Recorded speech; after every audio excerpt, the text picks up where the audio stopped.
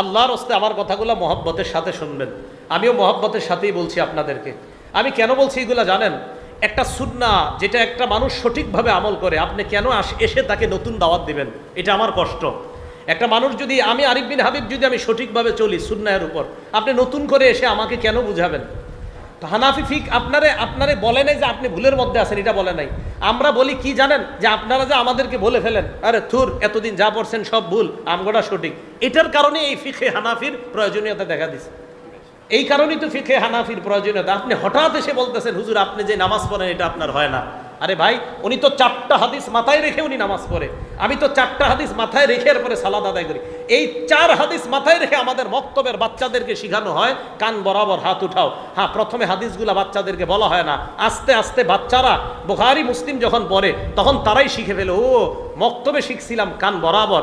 কান বরাবর উঠাইলে দেখা যায় হাতের তালুগুলা কাত বরাবর ওঠে, হাতের বৃদ্ধাঙ্গুলি লতি বরাবর, হাতের আঙ্গুলগুলা কান বরাবর। হাতের তালু যখন কাত বরাবর থাকে, মুসলিম শরীফের 390 নম্বর হাদিসের উপর আমল হয়। হাতের আঙ্গুল যখন লতি বরাবর থাকে, মুসলিম শরীফের 391 নম্বর হাদিসের শেষের অংশের উপর আমল হয়। আঙ্গুলগুলা যখন কান বরাবর থাকে, মুসলিম শরীফের হাদিসের 391 নম্বর হাদিসের প্রথম অংশের উপর আমল হয়। মোট কথা 90, 391 আর তহাবি শরীফের সবগুলা হাদিস মানলে সওয়াব কি কম হবে না বেশি হবে? তা আমি হানাফি ফিক এই জন্য মানি, আমার সওয়াব বেশি দরকার, এটাই হানাফি ফিক। তো ফিকহে হানাফির এই যে অধ্যায় আকারে সুবিন্যস্ত করা, এটা যে কত বড় একটা কাজ। ইমাম আজম আবু হানিফা রহমতুল্লাহ আলাইহ, আপনি যাদেরকে আমরা বাতিল মনে করি অথবা যাদেরকে হক মনে করি, পৃথিবীর সব হক দল বাতিল দল সবাই কিন্তু আপনার এই অধ্যায়, এই যে অধ্যায়, নামাজ অধ্যায়, পবিত্রতা অধ্যায়, উজু অধ্যায়, আবার কেউ যদি বাতিল কোনো কিছু লেখে ওখানেও অধ্যায় সাজায়, ইমাম আবু হানিফা রহমতুল্লাহ আলাইহ এর সবচেয়ে বড় অবদান। তাহলে সংকলন বলেন তো, বাংলাটা কি বললাম?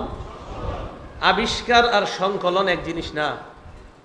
আবিষ্কার নতুন কিছু একটা লিখে দিলেন আপনি, এটা আবিষ্কার। আর সংকলন চলে আসা জিনিসকে সংকলন করা। ইমাম বুখারী রহমতুল্লাহ আলাই হাদিসের আবিষ্কার করে নাই, উনি হাদিসের সংকলন করেছেন। ইমাম মুসলিম রহমতুল্লাহ আলাই হাদিসের সংকলন করেছেন। আবু দাউদ, নাসাই, তিরমিজি, ইবনে মাজা ওনারা হাদিসের সংকলন করেছেন, আবিষ্কার না।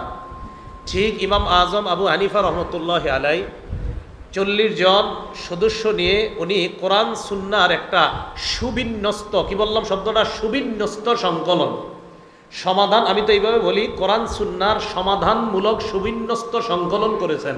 এটা হলো ফিকহে হানাফি। অন্যান্য ফিক আছে, তা আমি আজকে যেহেতু ফিকহে হানাফির সেমিনারের জন্য বললাম যে সমাধানমূলক সুবিন্যস্ত একটা সংকলন কোরআন সুন্নাহর, এটা হলো ফিকহে হানাফি।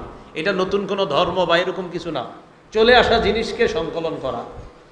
তো যেমন আমাদের মাদ্রাসাগুলো, এই মাদ্রাসাও মক্তব বিভাগে পড়ানো হয় নামাজের ভিতরে এবং বাহিরে 13 ফরজ পড়ানো হয় না, নামাজের বাহিরে 7 ফরজ। হ্যাঁ, তো অনেকে অভিযোগ বলে এগুলো কোথায় পাইছে? সব কোরআন সুন্নাহ আছে। নামাজের বাহিরে 7 ফরজ, ভিতরে 6 ফরজ। নামাজের বাহিরে 7 ফরজ, 1 নাম্বার শরীর পাক।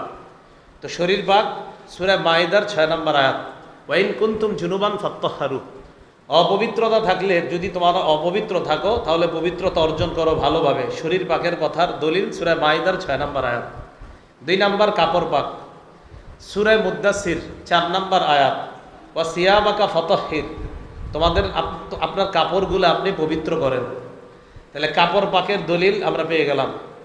3 নাম্বার নামাজের জায়গা পাক, সূরা বাকারা 125 নম্বর আয়াত, আল্লাহ বলেন, ওয়া আহিদনা ইলা ইব্রাহিমা ওয়া ইসমাঈলা আন তাহহিরা বাইতিয়া লিত-তাইফিনা ওয়াল আকিফিনা ওয়ার রুকআইস সুজুদ।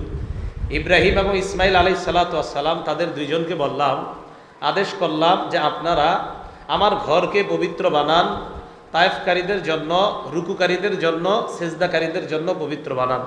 আর সহিহ বুখারীর বর্ণনা আছে, রাসূল আকরাম সাল্লাল্লাহু আলাইহি সাল্লাম বলেন, আমাকে 5টি এমন জিনিস দেওয়া হয়েছে, উতিতু খামসান লাম ইউতাহুন্না আহাদুন মিন ক্বাবলি, এমন 5টি জিনিস আমাকে দেওয়া হয়েছে যা অতীতের কোনো নবীকে দেওয়া হয় নাই। এর মধ্যে একটা হলো জুইলাত লিয়াল আরদু মাসজিদান ওয়া তুহুরা, পুরা দুনিয়াটা আল্লাহ পাক রব্বুল আলামিন আমার জন্য নামাজের জায়গা বানিয়েছেন, পবিত্রতার মাধ্যম বানিয়েছেন। পৃথিবীটা আমাদের জন্য পবিত্র, অপবিত্র থাকলে এটা পবিত্র করা। দলিল সূরা বাকারা 125 নম্বর আয়াত। তাহলে শরীর পাক, কাপড় পাক, নামাজের জায়গা পাক। 4 নাম্বার সতর ঢাকা। এটা আমরা বলি, এটা বাচ্চাদেরকে শেখানো হয়। সূরা আরাফের ইয়া বানি আদম খুযু যিনাতাকুম, গালিবান 31 নম্বর আয়াত।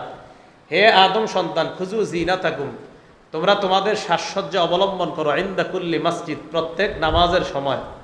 এই সাজসজ্জা অবলম্বন করার কথা বলা হয়েছে। আর সতরের ব্যাপারে তো আরও আছে। তো সতর ঢাকা এটা একটা ফিতরি স্বভাব, এটা মানুষের এটা স্বভাবগত বৈশিষ্ট্য। আদম আলাইহিস সালাতু ওয়াস সালাম এবং হাওয়া, তারা দুইজনকে যখন ফাদাল্লাহুমা বি গুরুর ফালাম্মা যাকাশ শাজারাতা, তারা যখন ওই নিষিদ্ধ গাছের ফল ভক্ষণ করলো, বাদাত লাহুমা সাওআতুহুমা, তাদের লজ্জাস্থান থেকে কাপড় সরে গেল।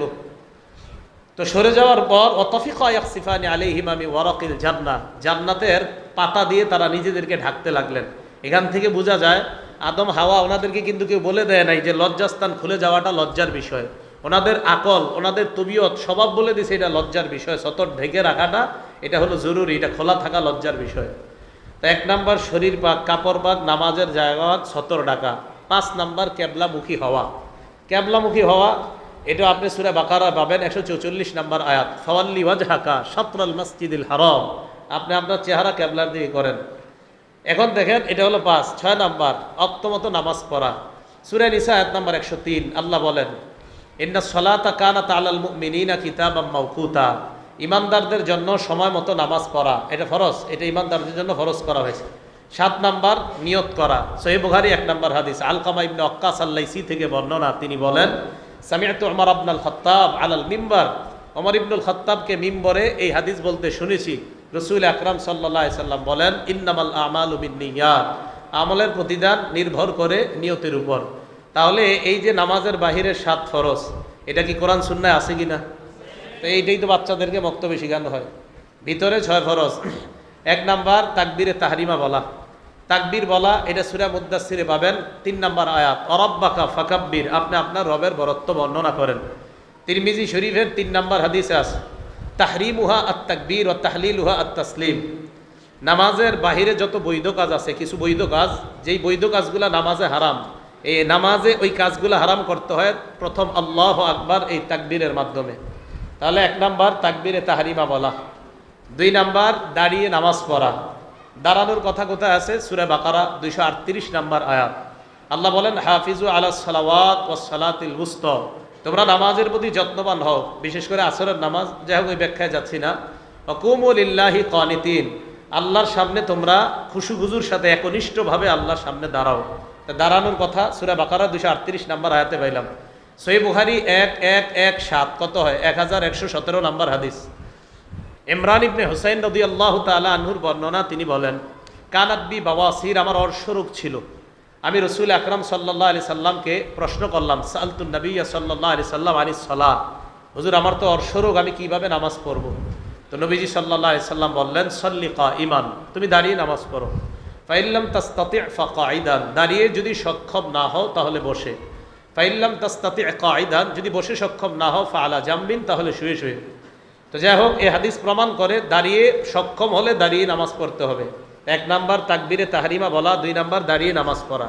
দাঁড়িয়ে নামাজ পড়ার কথা সূরা বাকারার 238 নাম্বার আয়াতে পাইলাম, বুখারী শরীফের 1117 নাম্বার হাদিসে পাইলাম। 3 নাম্বার কেরাত পড়া। কেরাত পড়ার কথা সূরা মুজাম্মিলের 20 নাম্বার আয়াত আছে, ফাকরাউ মা তায়াসসারা মিনাল কোরআন, কোরআনের যেখান থেকে সহজ সেখান থেকে পড়ো। সহিহ বুখারীর 757 কত হয়? 757 নাম্বার হাদিস। এই হাদিসের মধ্যে আসছে রাসূল আকরাম সাল্লাল্লাহু আলাইহি সাল্লাম এক সাহাবাকে নামাজ শিক্ষা দিয়েছে। ওই যে ওই প্রসিদ্ধ হাদিস, এক সাহাবা মসজিদে এসে নামাজ পড়ছে। নামাজ পড়ার পর রাসূল আকরাম সাল্লাল্লাহু আলাইহি সাল্লামকে সালাম দিলেন। ফারাদ্দা আলাইহি, নবীজি সালামের জবাব দিলেন। দেওয়ার পর বললেন, ইরজি ফাসাল্লি ফাইন্নাকা লাম তুসাল্লি, যাও আবার নামাজ পড়ো, তুমি নামাজ পড়োনি। উনি আবার নামাজ পড়লেন। নামাজ পড়ার পর আবার আসলেন, সালাম দিলেন। রাসূল আকরাম সাল্লাল্লাহু আলাইহি সাল্লাম সালামের জবাব দিলেন। নবীজি আবার বললেন, ইরজি ফাসাল্লি ফাইন্নাকা লাম তুসাল্লি, যাও নামাজ পড়ো, তুমি নামাজ পড়ো নাই। এইভাবে 3 বার হয়েছে। 3 বারের পর ওই সাহাবা নবীজিকে বললেন, মা উহসিনু গায়রা, হুজুর এর চেয়ে ভালো আমি পারি না, আল্লিমনি, আমাকে শিখাইয়া দেন কিভাবে ভালোভাবে নামাজ পড়া যায়। তো নবীজি সাল্লাল্লাহু আলাইহি সাল্লাম শিখিয়ে দিলেন, ইদা কুমতা ইলাস সালাহ, যখন নামাজের ইচ্ছা করবা, ফাকাব্বির, তাকবীর বলে নামাজ শুরু করবা। ফাকরা মা তায়াসসারা মাআকা মিনাল কোরআন, কোরআনের যেই জায়গা থেকে সহজ ওই জায়গা থেকে তুমি পড়বা। এই যে কোরআন থেকে পড়া, তাহলে নামাজের ভিতরে 6 ফরজ। 1 নাম্বার তাকবীরে তাহরিমা বলা, 2 নাম্বার দাঁড়িয়ে নামাজ পড়া, 3 নাম্বার কেরাত পড়া, 4 নাম্বার রুকু করা, 5 নাম্বার সেজদা করা। এই 4 এবং 5 রুকু এবং সেজদা সূরা হজের 77 নাম্বার আয়াত।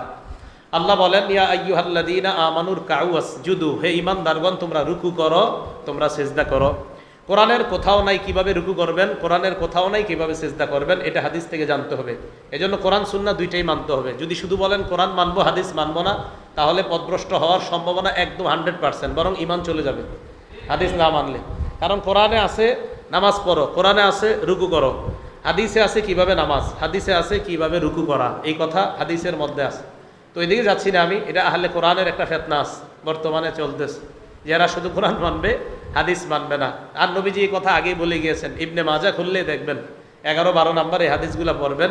রসুল আকরাম সাল্লাল্লাহু আলাইহি সাল্লাম বলেন, ইউশিকু, এমন একটা জামানা আসবে, ইউশিকু রাজুলু মুত্তাকিয়ান আলা আরিকাতি, এবার ভাব সাব নিয়ে বসে থাকবে সিংহাসনে, খুব বুঝি আমি এরকম ভাব ধরবে। ইউহাদ্দাসু বিহাদিসিম মিন্নি, আমার হাদিস তার সামনে পেশ করা হবে। তখন সে বলবে, বাইনানা ওয়া বাইনাকুম কিতাবুল্লাহ, কোরআন থাকতে হাদিসের কি দরকার। ফামা ওয়াজাদনা ফীহি মিন হারামিন হাররামনা, কোরআনে যেটা হারাম এটা হারাম মানলেই তো হয়। ওমা ওয়াজাদনা ফীহি মিন হালালিন ইস্তাহলালনা, কোরআনের হালাল হালাল মানলেই তো হয়।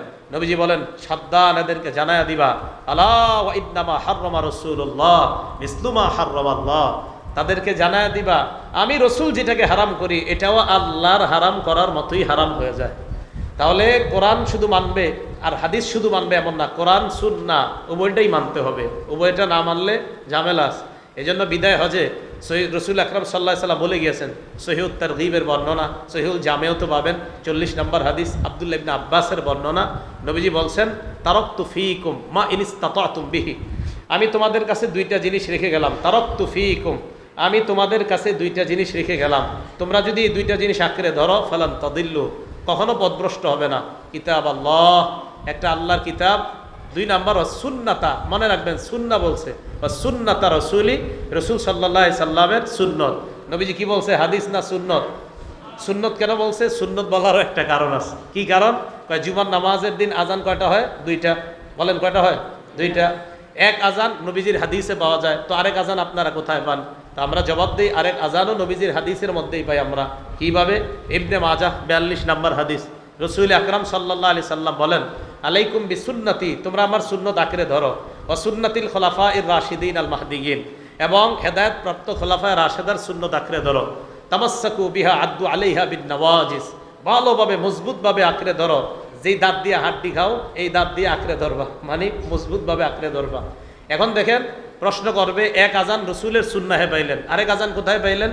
তো আমরা জবাব দিই, আরেক আজান হযরত ওসমানের সুন্নাহ, ওসমানের সুন্নত যে মানতে হবে এটা কোথায় পাইলেন? আমরা জবাব দিই, ইবনে মাজার 42 নম্বর হাদিস। বা ইবনে মাজার 42 নম্বর হাদিসে কি আছে? রসুল বলছে আমার সুন্নত আর হেদায়েত প্রাপ্ত খোলাফায়ে রাশেদার সুন্নত। বলেন হযরতে ওসমান হেদায়েত প্রাপ্ত খোলাফায়ে রাশেদার একজন কিনা? তো এই জন্য আমরা ওসমানেরটা মানি। তার মানে ওসমানের সুন্নাহ মানা মানিও নবীজির কথা মানা। কি কথা বুঝে আসছে সবার? তো আসেন আবার আসি ওই কথায়। 4 নাম্বার 5 নাম্বার রুকু করা, সিজদা করা, সূরা হজের 77 নাম্বার আয়াত। 6 নাম্বার আপনার শেষ বৈঠক, অর্থাৎ আখিরি বৈঠক, যে বৈঠক আমরা আত্তাহিয়াতু পড়ি। তো রাসূল আকরাম সাল্লাল্লাহু আলাইহি সাল্লাম আব্দুল্লাহ ইবনে মাসউদ রাদিয়াল্লাহু তাআলা আনহুকে এইভাবে হাতে ধরে নামাজ শিক্ষা দিয়েছেন। শেষে নবীজি শিক্ষা দিয়েছেন তাশাহুদ পড়া। তো তাশাহুদ পড়া শিক্ষা দেওয়ার পরে বলে দিয়েছেন, তুমি যখন এটা পড়বা বা এই পরিমাণ বসে থাকবা, বাস তোমার নামাজ আদায় হয়ে গেছে। মন চাইলে তুমি বসো, মন চাইলে তুমি উঠে যাও। তো শেষ বৈঠক করা, এটাও আপনি আবু দাউদের 960 নম্বর বর্ণনাটা দেখেন, আরও আশেপাশে অনেকগুলা বর্ণনা শেষ বৈঠকের।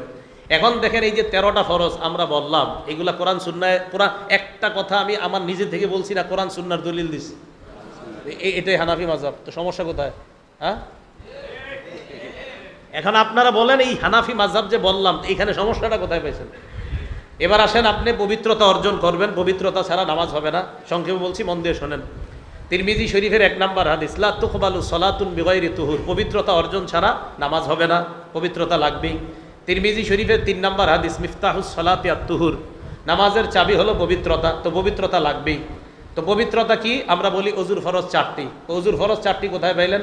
সূরা মাইদার 6 নম্বর আয়াত, ইজা কুমতুম ইলাস সালাহ, যখন তোমরা নামাজের ইচ্ছা করো, ফাগসিলু ওয়ুজুহাকুম, চেহারা ধৌত করো, ওয়া আইদিয়াকুম ইলাল মারাফিক, কনুই সহ হাত ধৌত করো, ওয়ামসাহু বিরুউসিকুম, মাথা মাসহ করো, ওয়া আরজুলাকুম ইলাল কাবাইন, এবং টাকনু পর্যন্ত পা ধৌত করো। এই 4টা সূরা মাইদায় পাইলাম। বলেন 4 ফরজ কোরআনে পাওয়া গেছে কিনা? তো পাওয়া গেল, তো সমস্যা কোথায়?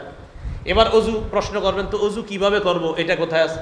নবীজি সাল্লাল্লাহু আলাইহি সাল্লাম, সহিহ বুখারীর বর্ণনা 6290 নাম্বার হাদিস, নবীজি সাল্লাল্লাহু আলাইহি সাল্লাম বলেছেন, ইযা কুমতা ইলাস সালাহ, যখন নামাজের ইচ্ছা পোষণ করবে, ফাসবিগিল উযুআ, অজুটা পরিপূর্ণভাবে করবা। এখন প্রশ্ন, হুজুর অজু যে পরিপূর্ণভাবে করব এটা কোথায় পাবো? মুসলিম শরীফের 246 নাম্বার হাদিস, মাদ্রাসার পাঠ্যপুস্তক অনুসারে মোট হাদিস সংখ্যা হবে 3033টা, এবং আন্তর্জাতিকভাবেও এই নাম্বারটাই ফলো করা হয়। এই হাদিসে আসছে, নুআইম ইবনে আব্দুল্লাহ রাহমাতুল্লাহি আলাইহি তিনি বলেন, রাআইতু আবু হুরায়রা রাদিয়াল্লাহু তাআলা আনহু ইয়াতাওয়াদ্দা, আমি আবু হুরায়রা রাদিয়াল্লাহু তাআলা আনহুকে ওযু করতে দেখেছি।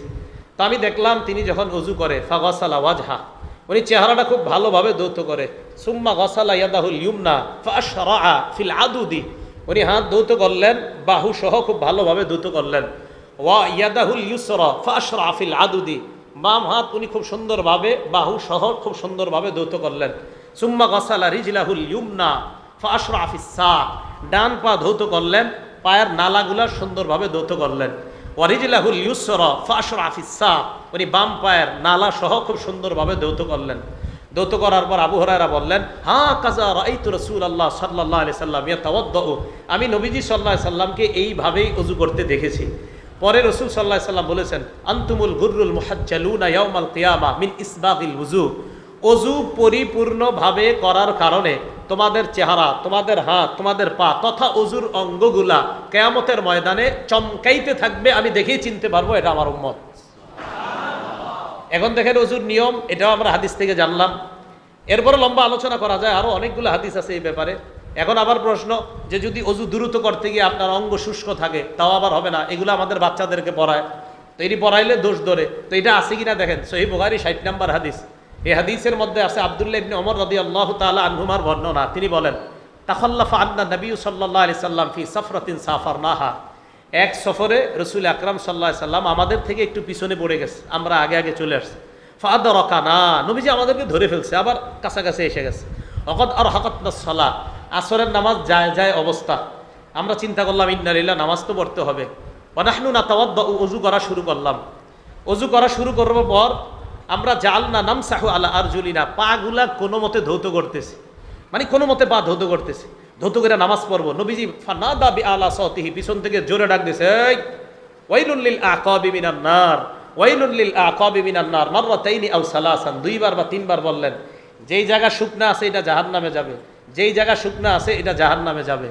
আমাদের বাচ্চাদেরকে এইগুলা সিরিয়ালে সিরিয়ালে আপনার ছন্দে ছন্দে পড়ানো হয়, তো এইগুলা কোথায় পাইছে? এই যে বুখারী 60 নাম্বার হাদিসে পাইছে, তো এটাই তো হানাফি মাযহাব। আপনারা মানে কি নতুন কোনো ধর্ম মনে করছেন কিনা আমি জানি না। এরপরে দেখেন, আপনি ওযু করলেন, ওযু করার পর এবার আপনি ওযুর পরে কালিমায়ে শাহাদাত পড়া, এটা বিভিন্ন ওযুখানায় লেখা থাকে। এখন এটার উপরে প্রশ্ন তোলে যে এটা লেখা আছে, এই এরকম যে লেখা আছে এটা কোথায় আছে? ভাই এটা নাই, মুসলিম শরীফের 234 নাম্বার হাদিসে আছে। এই হাদিসের বর্ণনা, রাসূল আকরাম সাল্লাল্লাহু আলাইহি সাল্লাম বলেন, মামিন রাজুলিন ইয়াতাওয়াদ্দাউ, কোন মুসলমান যখন ওযু করে, ফায়ুবলিগুল ওযুআ আও ইউসবিগুল ওযুআ, উত্তম রূপে ওযু করার পর, সুম্মা ইয়াকুলু আশহাদু আল্লা ইলাহা ইল্লাল্লাহ ওয়া আন্না মুহাম্মাদান আবদুহু ওয়া রাসূলুহু, এখানে এতটুকু বর্ণনা, আরো অন্য জায়গায় ওয়া আশহাদু আন্না সহ আছে। এটা পড়ার পর আরেকটা দোয়া কিছু বর্ণনা আছে, আল্লাহুম্মা জাআলনি মিনাত তাওয়াবিন ওয়া জাআলনি মিনাল মুতাতাহহিরিন, এটা পড়লে তো রাসূল আকরাম সাল্লাল্লাহু আলাইহি সাল্লাম বলে, ইল্লা ফুতিহাত লাহু আবওয়াবুল জান্নাতিস সামানিয়া, আর কিছু বর্ণনায় পাবেন আপনারা, ইল্লা ফুতিহাত লাহু সামানিয়াতু আবওয়াবিল জান্নাহ, জান্নাতের 8টা দরজা তার জন্য খুলে দেওয়া হয়। এখন এই কথাগুলো আমাদের বাচ্চাদেরকে পড়ানো হয়, তো বাচ্চাদেরকে রাস্তাঘাটে কয় এটা কই পাইছস এরকম জিজ্ঞাসা করা হয়, নাউজুবিল্লাহ। বাচ্চাদেরকে যে পড়ানো হচ্ছে, আপনি দেখেন আমি প্রত্যেকটা কথায় দলিল দিচ্ছি, বাচ্চাদেরকে ছোটবেলা থেকে এটা পড়ানো হয়। তো আমি তো বলি আমাদের এই মাদ্রাসাগুলোতে আসেন, হানাফি ফিকহ যেখানে পড়ানো হয়, বাচ্চাদেরকে নাবালেগ অবস্থা থেকেই তাদেরকে কোরআন সুন্নাহ অনুযায়ী বড় করা হয়। তাদেরকে একটা আমল দেখান আপনি যেটা কোরআন সুন্নাহ বহির্ভূত আছে। এরপরে ওযু করার পর আপনি তাহিয়াতুল ওযু যদি পারেন 2 রাকাত পড়া। সহিহ বুখারীর বর্ণনা 1098 নাম্বার হাদিস। বেলাল রাদিয়াল্লাহু তাআলা আনহুকে নবীজি বলেন, বেলাল তুমি কি আমল করো বলো তো, হাদ্দিসনি বিআরজি আমালিন আমিলতাহু ফিল ইসলাম, ইসলামে তুমি আশাব্যঞ্জক কোন আমল করো যে আমলের কারণে ফাইন্নী সামিআতু দাফান আলাইকা বাইনা ইয়াদাইয়া ফিল জান্নাহ, আমি জান্নাতে তোমার পায়ের জুতার আওয়াজ আমার আশেপাশে শুনতে পেলাম, কি আমল করো? তো হযরত বেলাল বলে, হুজুর এমন তো আমল আমি আশাব্যঞ্জক আমল আমার জানা নাই, গায়রা আন্নিলাম আতাতাহহার বিতুহুরিন ফি সাআতি লাইলিন আও নাহার ইল্লা সাল্লাইতু মা কুতিবা লি আন উসাল্লিয়া। যখনই আমি দিনে রাতে ওযু করি, সাথে সাথে যতটুকু তৌফিক দেয় আল্লাহ ওই পরিমাণ সালাত আদায় করি। নবীজি বললেন, হ্যাঁ এই আমল আল্লাহর কাছে এত পছন্দ যে জান্নাতে তোমার পায়ের জুতার আওয়াজ আমরা শুনতে পাই। এরপরে উযু করার পর আমরা কি বলি? মসজিদে যাবেন। মসজিদে যাবেন, যাওয়ার পর আমরা মসজিদের সামনে একটা দোয়া লেখা থাকে, এটা আছে কিনা? মুসলিম শরীফের 713 নম্বর হাদিস, রাসূল আকরাম সাল্লাল্লাহু আলাইহি সাল্লাম বলেন, ইযা দাখালা আহাদুকুমুল মসজিদ, তোমাদের কেউ যখন মসজিদে ঢুকে, ফালিউসাল্লিম আলান নবী সাল্লাল্লাহু আলাইহি সাল্লাম, নবীজির উপর দুরূদ পড়বা, পড়ার পর এরপরে এই দোয়াটা পড়বা, আল্লাহুম্মা ইফতাহলি আবওয়াবা রাহমাতিক। বের হওয়ার সময় আল্লাহুম্মা ইন্নী আসআলুকা মিন ফাদলিক। মসজিদে ঢুকলেন, ঢোকার পর এরপরে মসজিদে কোনো নাপাক ময়লা ইত্যাদি যদি দেখেন, এটা পরিষ্কার করে দেওয়া। এটার একটা বর্ণনা আছে, খাদেম সাহেবের অপেক্ষা না করা। সহিহ বুখারীর বর্ণনা 5760 নম্বর হাদিস, 5760 5760। এটা ফাথুল বারী অনুযায়ী সিরিয়াল। আমাদের মাদ্রাসার যে বুখারীগুলা, এখানে দুইটা রকম দেওয়া আছে, দেখবেন আপনারা, দুই রকমের মাঝখানে একটা কালো দাগ আছে, দেখবেন পাশে ফা লেখা আছে একটার, এই ফা মানে ফাথুল বারী। ফাথুল বারী অনুযায়ী হাদিসের সিরিয়াল মোট হবে 7563টা, যেটা আপনারা পকেটে পকেটে রাখেন ওইটাও এই সিরিয়াল। আর মুসলিম শরীফ যারা পকেটে রাখেন আপনারা অনেকে, এটা সিরিয়াল কিন্তু আন্তর্জাতিক সিরিয়াল না, এটাতে আছে 7453টা, এটা আন্তর্জাতিক সিরিয়াল না। আন্তর্জাতিক হলো 3033টা, যেটা ওইটা ঠিক আছে। এই জন্য পকেটওয়ালারা আবার আমার কথাগুলো মিলাবে, আমি জানি। তো পকেটওয়ালারা মিলানোর আগে না, সমস্যাটাই মিলাম। আপনারা যখন দেখবেন মুসলিমেরটা না মিলে, মাদ্রাসায় মুফতি শামসুদ্দা আশরাফি সাহেবের কাছে আসবেন, উনি ইনশাল্লাহ খুলে মিলিয়ে দিবে আপনাদেরকে। তো যাই হোক, রাসূল আকরাম সাল্লাল্লাহু আলাইহি সাল্লাম নামাজে দাঁড়াইছে, বাইনামান নবী সাল্লাল্লাহু আলাইহি সাল্লাম ইসল্লি, নামাজ পড়ছেন। ফারাআ ফি কিবলাতিল মসজিদি নুখাওয়া, নবীজি নামাজের মধ্যে দেখলেন কেবলার দিকে আপনার নাকের শ্লেষা পড়া। ফাহাক্কাহা বিয়াদিহি, নবীজি নিজ হাত মুবারক দ্বারা এটা মুছে দিলেন। ফাতাগাইয়াজা, রাগ হয়ে গেলেন। এরপর বললেন, ফাইন্না আহাদাকুম ইযা কানা ফিস সালাহ, তোমাদের কেউ যখন নামাজে থাকে, ফাইন্নাল্লাহা হিয়া আলা ওয়াজহিহি, আল্লাহ তার সামনে থাকে। আল্লাহ কোথায় থাকে? এই যে এটা বললাম না, বলবে আল্লাহ সামনে থাকে। আল্লাহ কি সব জায়গায় থাকে? তো বুখারী শরীফের হাদিসই তো বললেন আল্লাহ সামনে থাকে। আরে কোন কিতাব? এখন বলেন কোন কিতাব? বুখারী। মানে বুখারী এই দলিল যখন দেই, বুখারীতেই কথা আছে যে আল্লাহ সামনে থাকে, তো এটা কোন কিতাব থেকে বললাম আমি? তো বুখারী শরীফের কিতাব, এখান থেকেই তো বললাম। তো রাসূল আকরাম সাল্লাল্লাহু আলাইহি সাল্লাম বললেন, ফালা ইয়াতানাখামান্না আহাদুকুম হিয়া আলা ওয়াজহিহি, চেহারার সামনে কেউ থুতু ফেলাইবা না, নাকের শ্লেষা ফেলাইবা না, কারণ সেখানে আল্লাহ থাকে। আচ্ছা, নামাজে আসলাম, এবার ভালো করে শোনেন। আসার পর এবার আমরা সালাতে দাঁড়াইলাম। বিসমিল্লাহ, আল্লাহুম্মা লাকাল হামদু ওয়া লাকাশ শুকর। সালাতে দাঁড়ানোর পর নামাজে আমরা দাঁড়াইলাম। দাঁড়ানোর কথা আগেই বলছি, কোরআনে আছে, সূরা বাকারা 238 নম্বর আয়াতে আছে, কুমু লিল্লাহি কানিতিন, নামাজে দাঁড়ানো। তো নামাজে দাঁড়াইলাম, দাঁড়ানোর পর আল্লাহু আকবার বলি, মানে তাকবীর বলি। তাকবীর বলার কথা কোথায় আছে? সহিহ বুখারীর 789 নম্বর হাদিসে আছে। এই হাদিসে আছে, রাসূল আকরাম সাল্লাল্লাহু আলাইহি সাল্লাম যখন নামাজ শুরু করতেন, ইউকাব্বিরু হিনা ইয়াকুম, দাঁড়ানোর সময় আল্লাহু আকবার বলতেন। সুম্মা ইউকাব্বিরু হিনা ইয়ারকা, রুকু করার সময় আল্লাহু আকবার বলতেন। সুম্মা ইউকাব্বিরু হিনা ইয়ারফাউ সুলবাহু মিনা রাকআহ, রুকু থেকে ওঠার সময় আল্লাহু আকবার বলতেন। সুম্মা ইয়াকুলু ওয়া হুয়া কায়িমুন সামি আল্লাহু লিমান হামিদা, দাঁড়িয়ে বলতেন সামি আল্লাহু লিমান হামিদা। সুম্মা ইউকাব্বিরু হিনা ইয়াহবি, সিজদায় যাওয়ার সময় বলতেন আল্লাহু আকবার। সুম্মা ইউকাব্বিরু হিনা ইয়াসজুদ, দ্বিতীয় সিজদা করার সময় বলতেন আল্লাহু আকবার। এইভাবে করার পর দুই রাকাতের পর বৈঠক যখন করতেন, সুম্মা ইউকাব্বিরু হিনা ইয়াকুমু মিনাস সিনতাইন, আপনার দ্বিতীয় বৈঠক করার পর ওঠার সময় আল্লাহু আকবার বলতেন। তো আল্লাহু আকবার বলতেন, এটা আমরা হাদিসে পাইলাম। এবার আল্লাহু আকবার যখন বলি আমরা হাত উঠাই, তো আমরা বাচ্চাদেরকেও শিখাই, সবাই আমরা শিখি এইভাবে যে হাত উঠাইলে আঙ্গুলগুলা স্বাভাবিক ফাঁকা রাখা। আঙ্গুল ফাঁকা রাখার কথা কোথায় আছে? তিরমিজি শরীফের 239 নম্বর হাদিসে আছে। রাসূল আকরাম সাল্লাল্লাহু আলাইহি সাল্লাম কানা ইদা কাব্বারা, যখন তাকবীর বলতেন, নাশারা আসাবিআ, নবীজি আঙ্গুলগুলা স্বাভাবিক ফাঁকা রাখতেন। তাহলে দাঁড়ানো পাইলাম, তাকবীর বলা পাইলাম, আঙ্গুল এইভাবে ফাঁকা রাখা এটা পাইলাম। এবার হাত উঠাইবেন কিভাবে? আল্লাহর রাস্তে আমার কথাগুলো মহব্বতের সাথে শুনবেন। আমিও মহব্বতের সাথেই বলছি আপনাদেরকে। আমি কেন বলছি এগুলো জানেন? একটা সুন্নাহ যেটা একটা মানুষ সঠিকভাবে আমল করে, আপনি কেন এসে তাকে নতুন দাওয়াত দিবেন? এটা আমার কষ্ট। একটা মানুষ যদি, আমি আরিফ বিন হাবিব যদি আমি সঠিকভাবে চলি সুন্নাহের উপর, আপনি নতুন করে এসে আমাকে কেন বুঝাবেন? এবার দেখেন, আমরা যখন তাকবীরে হাত উঠাই, মুসলিম শরীফের 390 নাম্বার হাদিস, এই হাদিসে আসছে রাসূল সাল্লাল্লাহু আলাইহি সাল্লাম যখন তাকবীর বলতেন, রফা ইয়াদাই, হাত উঠাইতেন, হাত্তা তাকুনা হাজওয়া মানকিবাই, হাতগুলা কাঁধ কাঁধ বলেন, বাংলাটা বলেন, কাঁধ কি, কাঁধ বরাবর উঠাইলেন। আচ্ছা, কাঁধ বরাবর উঠাইলেন। এখন আপনি এই হাদিস পেয়ে আমাকে দাওয়াত দিতে চলে আসলেন যে আপনি কাঁধ বরাবর উঠান না কেন? অথচ পরের হাদিস 391 নাম্বার হাদিসটা আপনি কি একটু দেখলেন না? 390 নাম্বার হাদিসে কাঁধ বরাবর। 391 নাম্বার হাদিসের বর্ণনাকারী মালিক ইবনুল হুয়াইরিস রাদিয়াল্লাহু তাআলা তিনি বলেন, আন্নাহু রাআ রাসূলুল্লাহ সাল্লাল্লাহু আলাইহি সাল্লাম, তিনি রাসূল আকরাম সাল্লাল্লাহু আলাইহি সাল্লামকে দেখেছেন। নবী যখন তাকবীর বলতেন, রাফা ইয়াদাই, হাত উত্তোলন করতেন, হাত্তা ইউহাজি বিহিমা উজুনাই, কান বরাবর হাত উঠাইতেন। কি বরাবর? তাহলে মুসলিম শরীফের 390 নাম্বার হাদিস কাঁধ বরাবর, 391 নাম্বার হাদিস কান বরাবর। এখন বলবেন হুজুর আপনারা তো বাচ্চাদেরকে কানের লতি শিখান, এই তো কথা। তো কানের লতি কোথায় আছে? এই 391 নাম্বার হাদিসেরই শেষে আছে। অরুবিয়া আন কাতাদা, নবী সাহাবা কাতাদা রাদিয়াল্লাহু তাআলা আনহুর বর্ণনা, আন্নাহু রাআ রাসূলুল্লাহ সাল্লাল্লাহু আলাইহি সাল্লাম, তিনি নবীজিকে দেখেছেন, নবীজি হাত উঠাইছেন, হাত্তা হাজিয়া বিহিমা ফুরুআ উজুনাই, নবী সাল্লাল্লাহু আলাইহি সাল্লাম কানের লতি বরাবর হাত উঠাইছে। কি বরাবর? এখন আপনারা আবার বলবেন তো হুজুর বৃদ্ধাঙ্গুলি কানের লতি বরাবর থাকা এটা আবার কই পাইছেন?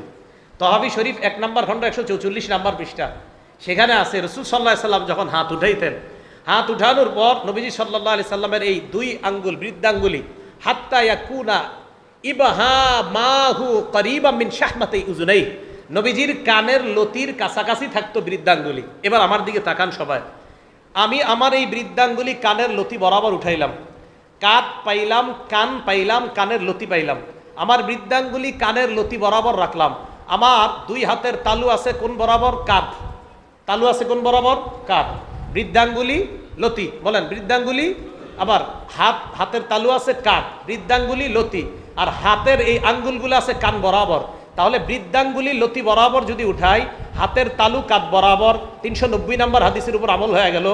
হাতের এই বৃদ্ধাঙ্গুলি লতি বরাবর, 391 নম্বর হাদিসের শেষের অংশ আমল হয়ে গেল। আঙ্গুলগুলা কান বরাবর, 391 নম্বর হাদিসের প্রথম অংশের উপর আমল হয়ে গেল। তাহলে লতি বরাবর হাত উঠাইলে আল্লাহ রসুলের 3টা সুন্নাহের উপর আমল হয়ে যায়। এটাই হানাফি মাযহাব। তো সমস্যা কোথায় বলেন? এটাই তো হানাফি মাযহাব, এটা নতুন কোনো ধর্ম না। আপনি কেন বুঝছেন না? তাহলে রসুল এই হানাফি ফিকহ আমার এটাই শিখাইছে, তুমি এমন একটা আমল করো যে আমলে তোমার 3টা সুন, যে তুমি যদি শুধু কাঁধ বরাবর উঠাইতা, তোমার লতি বাদ যায়, তোমার কান বাদ যায়। তো হানাফি ফিকহ আপনারে বলে নাই যে আপনি ভুলের মধ্যে আছেন, এটা বলে নাই। আমরা বলি কি জানেন, যে আপনারা যে আমাদেরকে বলে ফেলেন, আরে থুর এতদিন যা পড়ছেন সব ভুল, আমগোটা সঠিক। এটার কারণে এই ফিকহে হানাফির প্রয়োজনীয়তা দেখা দিচ্ছে। এই কারণেই তো ফিকহে হানাফির প্রয়োজনীয়তা। আপনি হঠাৎ এসে বলতেছেন হুজুর আপনি যে নামাজ পড়েন এটা আপনার হয় না। আরে ভাই, উনি তো 4টা হাদিস মাথায় রেখে উনি নামাজ পড়ে, আমি তো 4টা হাদিস মাথায় রেখে এরপরে সালাত আদায় করি। এই 4 হাদিস মাথায় রেখে আমাদের মক্তবের বাচ্চাদেরকে শিখানো হয় কান বরাবর হাত উঠাও। হ্যাঁ, প্রথমে হাদিসগুলা বাচ্চাদেরকে বলা হয় না, আস্তে আস্তে বাচ্চারা বুখারী মুসলিম যখন পড়ে তখন তারাই শিখে ফেলে, ও মক্তবে শিখছিলাম কান বরাবর। কান বরাবর উঠাইলে দেখা যায় হাতের তালুগুলা কাঁধ বরাবর ওঠে, হাতের বৃদ্ধাঙ্গুলি লতি বরাবর, হাতের আঙ্গুলগুলা কান বরাবর। হাতের তালু যখন কাঁধ বরাবর থাকে, মুসলিম শরীফের 390 নম্বর হাদিসের উপর আমল হয়। হাতের আঙ্গুল যখন লতি বরাবর থাকে, মুসলিম শরীফের 391 নম্বর হাদিসের শেষের অংশের উপর আমল হয়। আঙ্গুলগুলা যখন কান বরাবর থাকে, মুসলিম শরীফের হাদিসের 391 নম্বর হাদিসের প্রথম অংশের উপর আমল হয়। মোট কথা 90, 391 আর তহাবি শরীফের সবগুলা হাদিস মানলে সওয়াব কি কম হবে না বেশি হবে? তা আমি হানাফি ফিক এই জন্য মানি আমার সওয়াব বেশি দরকার, এটাই হানাফি ফিক। আচ্ছা, হাত উঠাইলাম, উঠানোর পর এবার হাত বাঁধবেন। তিরমিজি শরীফের 252 নম্বর হাদিসে আছে, নবীজি সাল্লাল্লাহু আলাইহি সাল্লাম কানা ইয়াউম্মুনা, আমাদের ইমামতি করতেন। রাসূল সাল্লাল্লাহু আলাইহি সাল্লাম, রসুল আকরাম সাল্লাল্লাহু আলাইহি সাল্লাম ইমামতি করতেন। নবীজি সাল্লাল্লাহু আলাইহি সাল্লাম কি করতেন? ইমামতি করতেন। ফায়াখুযু শিমালাহ, নবী সাল্লাল্লাহু আলাইহি সাল্লাম বাম হাতকে ধরতেন। ইয়াখুযু শিমালাহ, নবী সাল্লাল্লাহু আলাইহি সাল্লাম বাম হাতকে ধরতেন। বিয়ামিনিহি, ডান হাত মুবারক দ্বারা। নবী সাল্লাল্লাহু আলাইহি সাল্লাম, ঠিক আছে, সমস্যা রসুল আকরাম সাল্লাল্লাহু আলাইহি সাল্লাম ইয়াখুযু শিমালাহ, বাম হাতকে ধরতেন। বিয়ামিনিহি, ডান হাত দ্বারা। খুব মন দিয়ে বুঝেন, তিরমিজির 252 নম্বর হাদিসে পাইলাম বাম হাতকে ডান হাত দিয়ে ধরতেন। কবজি, বাহু কিছু পাইলাম না, শুধু এতটুকু পাইলাম নবীজি ডান হাত দিয়ে বাম হাত ধরতেন। বুখারী শরীফের 740 নম্বর হাদিস, কানান নাসু ইউমারুনা আইয়াদা রাজুলুল ইয়াদাল ইউমনা আলা জিরাইহিল ইউসরা। নবীজির যুগে সাহাবায়ে কেরামকে নির্দেশ দেওয়া হতো যে ডান হাতকে বাম হাতের বাহুর উপর যেন রাখে। তাহলে তিরমিজি শরীফের হাদিসে পাইলাম ডান হাত দিয়ে বাম হাত ধরা, বাহু কবজি কিছু পাই নেই। বুখারী শরীফের 740 নম্বর হাদিসে পাইলাম ডান হাত বাম হাতের বাহুর উপরে রাখতেন, বাহু পাইলাম। এবার আবু দাউদ শরীফের 727 নম্বর হাদিসটা একটু মন দিয়ে বুঝেন। এই হাদিসের মধ্যে আসছে কিভাবে, আমার দিকে তাকান একটু, আপনি কষ্ট করেন না। এবার দেখেন আবু দাউদ শরীফের 727 নম্বর হাদিসে আসছে রাসূল সাল্লাল্লাহু আলাইহি ওয়াসাল্লাম ওয়াদা ইয়াদাহুল ইউমনা, নবী সাল্লাল্লাহু আলাইহি ওয়াসাল্লাম তার ডান হাতে রাখতেন আলা যহরি কাফফিহিল ইউসরা, বাম হাতের উপরে রাখতেন। এবার দেখেন অনুবাদটা কিভাবে রাখতেন, এমনভাবে রাখতেন আলা যহরি কাফফিহিল ইউসরা ওয়ার রুসগি ওয়াস সাইদি। নবীজি ডান হাত দিয়ে বাম হাত এমনভাবে ধরতেন যে ডান হাতটা বাম হাতের তালুর পিঠের উপর থাকতো, দেখেন পিঠ। এরপরে পাইলাম ওয়ার রুসগি ওয়াস সাইদি, কবজি এবং বাহু। এবার দেখেন তো এইভাবে প্রথমে আসেন, এই যে ডান হাত দিয়ে বাম হাত ধরলাম, এতটুকু এটা হাত কিনা বলেন, এটা বাম হাত কিনা, এটা ডান হাত কিনা, এই হাত ধরলাম, এতটুকু বুঝলাম হাত ধরছি। তাহলে তিরমিজি শরীফের 252 নম্বর হাদিস আমি হাত ধরলাম। এবার আসেন বুখারী শরীফের 740 নম্বর হাদিস বাহু। দেখেন তো আমার আঙ্গুলগুলো কোথায় আছে, আর আঙ্গুল কোথায় আছে, শরীফের 740 নম্বরও মানলাম। এবার দেখেন তো আমার এই আঙ্গুল কারে ধরছে, কবজি, কাকে ধরছে, কবজিকে ধরছে, রুস ওয়াসাইদ। এবার দেখেন 727 নাম্বার হাদিস মানলে ডান হাত দিয়ে বাম হাত ধরা হয়ে যায়, ডান হাতকে বাম হাতের বাহুর উপরে, এই যে বাহুর উপরে রাখা হয়ে যায়, ডান হাত দিয়ে বাম হাতের কবজিও ধরা হয়ে যায়। যদি কবজির উপরে আমল করেন আপনি, বাহুর হাদিসের উপর আমল হয় তথা বুখারীর 740-এর উপর আমল হয়।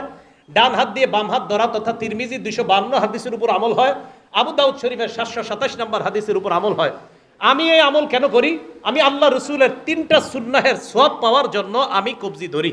তো রসুল সাল্লাল্লাহু আলাইহি সাল্লাম বাহুর কথাও আমরা পাইলাম, হাত ধরার কথাও পাইলাম, কবজি ধরার কথাও পাইলাম, 3টা বর্ণনা সহি। তাহলে বুখারীর উপর আমল হয়, তিরমিজির উপর আমল হয়, আবু দাউদ শরীফের উপর আমল হয়। এমন একটা পদ্ধতি আপনারা যেই শিখায়, এই পদ্ধতিটা যেই জায়গায় আপনারা শিখায় ওই জায়গার বা ওই শাস্ত্রটার নাম হানাফি ফিক। এই শাস্ত্রটার নাম কি ফিক, হানাফি ফিক। তো হানাফি ফিক তো আপনাকে 3টা সুন্নাহের আমল শিখাইলো। হানাফি ফিক আপনাকে সুন্নাহ বাদ দিতে বলে নাই যে এটা বাদ দিয়ে দাও, বরং 3টা সুন্নাহের উপর কিভাবে আমল হয় এটা আপনাকে হানাফি ফিক শিখাইছে। তো এটাই হানাফি ফিক। এখানে আপনারা আমাকে বলেন এই জায়গায় হানাফি ফিক কোন হাদিসটার বিরোধিতা করছে, কোন হাদিসের বিরোধিতা করছে?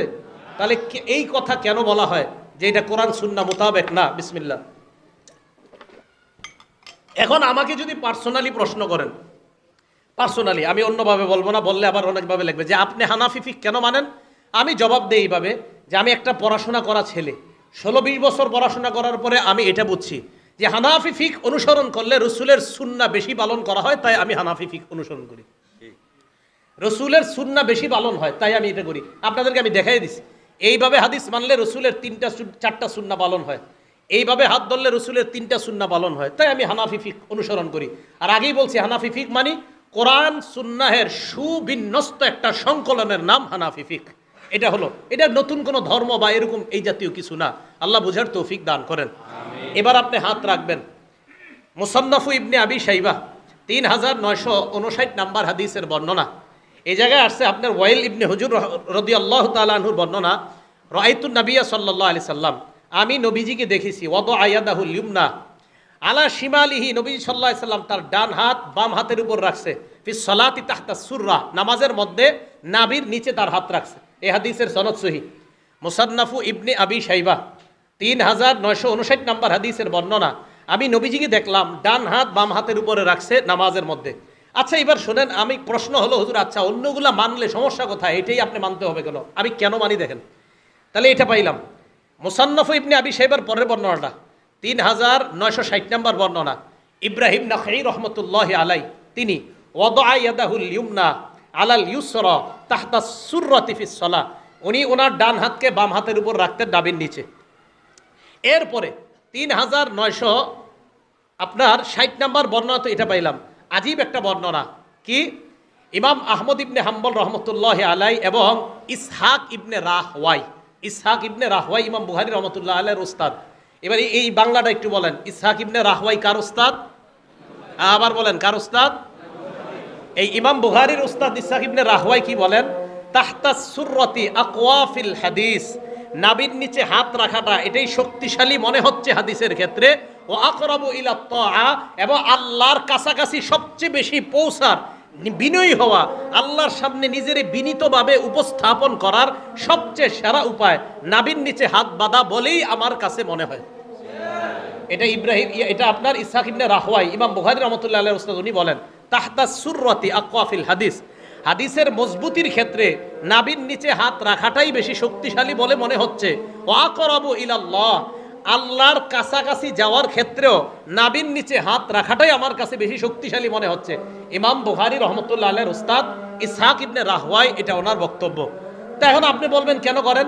তা আমি দেখলাম পড়াশোনা করে যে আসলেই তো এখানে হাত রাখলে এটা নিজের বিনীত ভাব খুব বেশি হয়।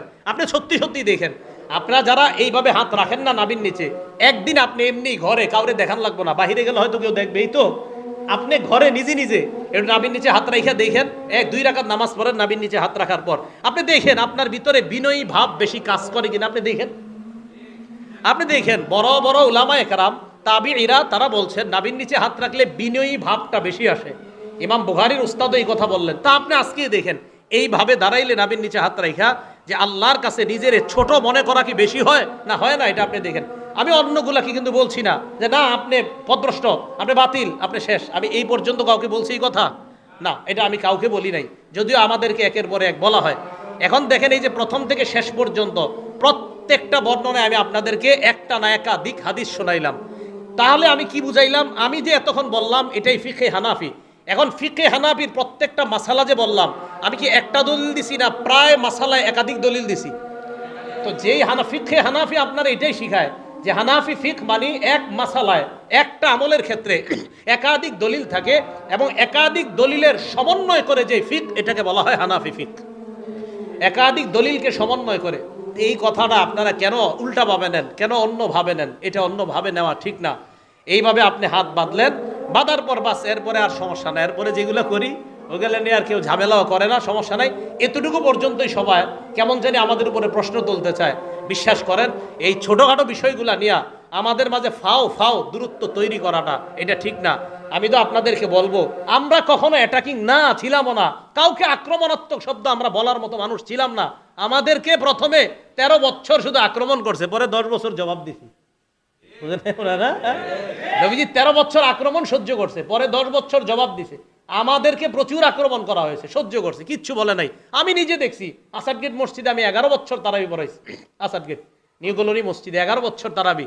20 বছর আগে আমি দেখছি এই ছোট ছোট লিফলেট বিতরণ করতেছে, ছোট ছোট লিফলেট কারা জানি বিতরণ করে, কি চ্যালেঞ্জ দিয়ে দিলাম যে এত রাকাত এত, আচ্ছা নাম বললাম না নতুন করে, যাই হোক, যে তারাবিজে, আচ্ছা যাই হোক, তারাবিজে 8 রাকাত চ্যালেঞ্জ দিয়ে দিলাম, এরকম লিফলেট মুসল্লিদের হাতে হাতে দিচ্ছে। আমি নিজে দেখছি যে তারাবি 8 রাকাত চ্যালেঞ্জ ছুঁড়ে ছুঁড়ে এই লিফলেট বিতরণ করছে।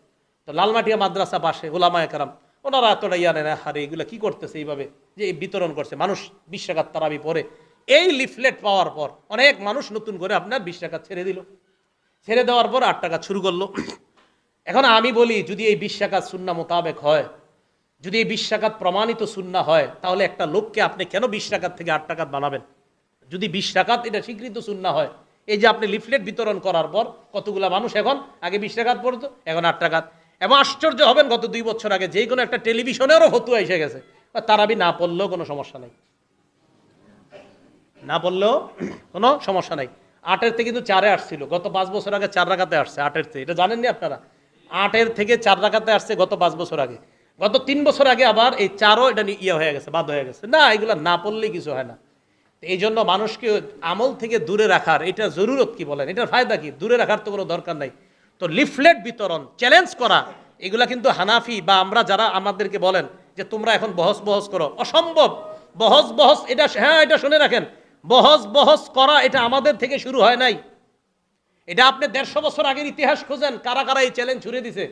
এই জন্যই তো লেখা দরকার হয়েছে তোহফায়ে আহলে হাদিস। কেন লেখছে? মাহমুদুল হাসান দেওবন্দি রহমতুল্লাহ আলাইহি, পড়েন, আমায় কেরাম ওনারে দিয়ে লেখাইছে তুমি এটা লেখো। তো লেখছে কেন, এটার ইয়াটা খোঁজেন। আমি আহলে হাদিসকে কটাক্ষ করছি না, কিন্তু উনি এটা কেন লেখলেন, এই কেন লেখার ইতিহাস খোঁজেন, খুঁজলে পাবেন কারা বহস শুরু করছে পৃথিবীতে, এই উপমহাদেশের মধ্যে। তো যে বিষয়টা বললাম, আমরা কাউকে কটাক্ষ করবো না, কাউকে অ্যাটাক করবো না, কিন্তু এই যে ছাত্র ভাই যারা আছেন, আপনারা কিন্তু ভুল পথে পা বাড়ায়েন না। এই যে আমি ফিকে হানাফির দলিল দিলাম, ছাত্রদের থেকে যদি কারো এরকম থাইকা থাকে, না আপনারটা আমার এরকম, আপনি আমার ঠেকান, আটকান, আপনি আমারে বলেন কোন আমলটা আমি দলিল ছাড়া করি। যদি আমি দলিল ছাড়া না করি, তা আপনি এখান থেকে পড়াশোনা করার পর আপনার যেন এমন মানসিকতা তৈরি না হয় যে হুজুর আমি বিদেশ যাওয়ার নিয়তে একটু অন্য জায়গায় যাবো। কি জায়গায়? যে আমি অন্য কোনো প্রতিষ্ঠানে যাই বিদেশ যাওয়ার নিয়তে। তো যাওয়ার পরে আপনি মাশাআল্লাহ আম করে শুরু করছেন বলা, আপনারা ঠিক নাই, সঠিক পথে নাই। তো এতক্ষণ আমি যে যা বললাম এটি কি পথে বললাম?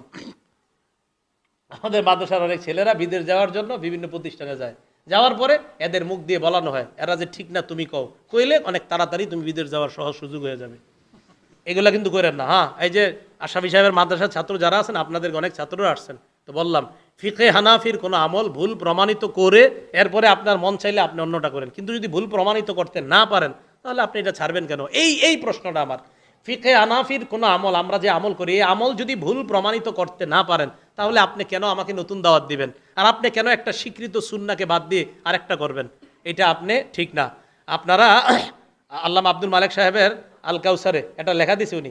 আব্দুল মালিক সাহেব হুজুর নিজে বলছেন, আব্দুল্লাহ জাহাঙ্গীর রহমতুল্লাহ আলের সাথে ওনার ব্যক্তিগত একটা কথা আব্দুল্লাহ জাহাঙ্গীর রহমতুল্লাহ আলাই বলছেন, হ্যাঁ আমিও অনেক চিন্তা ভাবনা করে দেখছি যে আসলে যেই এলাকায় যেই সুন্নাটা মশহুর প্রসিদ্ধ, ওই এলাকায় ওই সুন্না পালন করাটাই নিরাপদ।